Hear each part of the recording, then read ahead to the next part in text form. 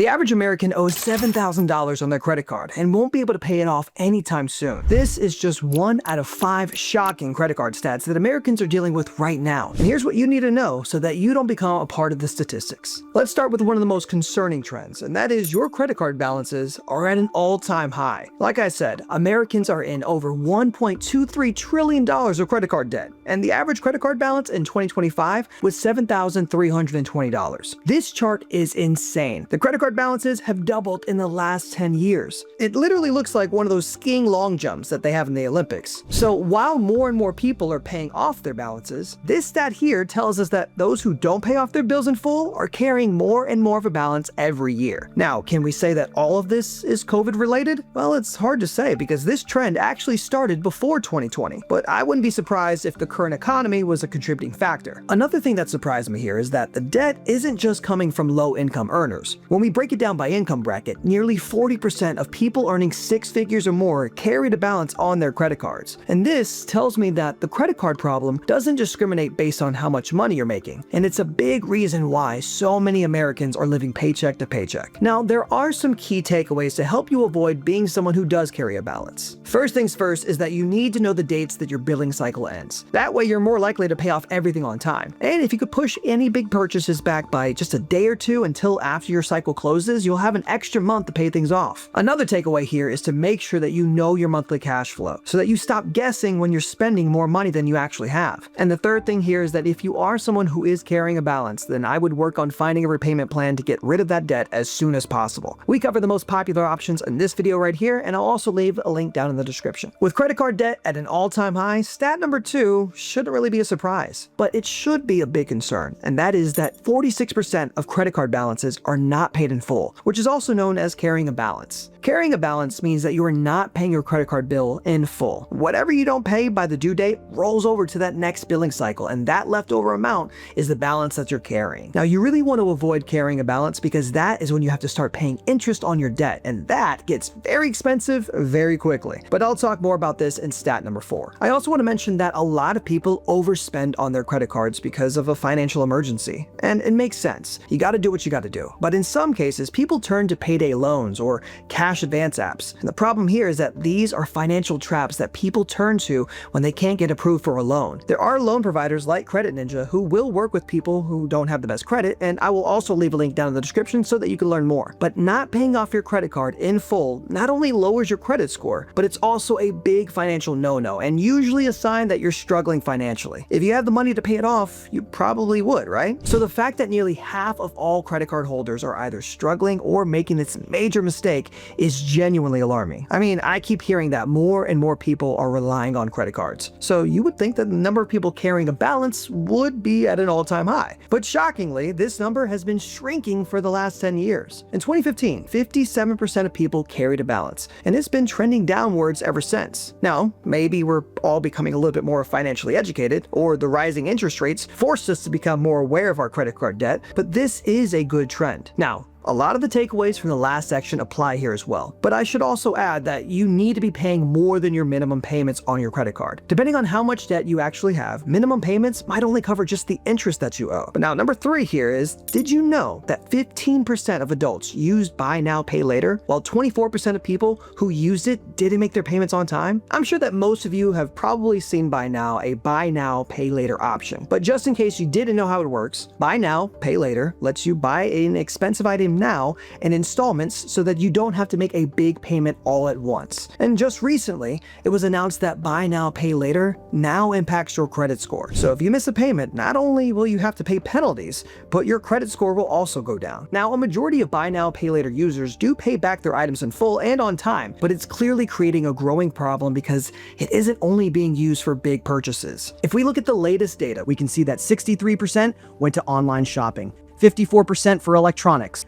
41% for clothing, and even 27% for food delivery. I mean, people are financing burritos in 2025. That is crazy work. But this tells me that people aren't using buy now, pay later just for emergencies. They're using it to fund a lifestyle. And on a sad note, 27% of people who are using it to finance their groceries. Now, I don't know about you, but I don't think that buy now, pay later was created to finance groceries. But now it's hard for me to give these buyers all the blame because it feels like these companies are setting traps and more people keep falling for it. When you spend money, you should almost have this feeling of discomfort. Not like the sense of guilt, but this feeling is what keeps us from spending hard-earned money on things that don't really give us value. Now, we're way more prone to be making smaller purchases because if you don't get value in return, then you didn't really lose much money and you can just move on. But buy now, pay later essentially makes everything feel a lot cheaper than it actually is. So people keep using it and payments start to add up. And it also makes it easier for consumers to spend beyond their means. And the data shows us that it's working because 57% of buy now, pay later users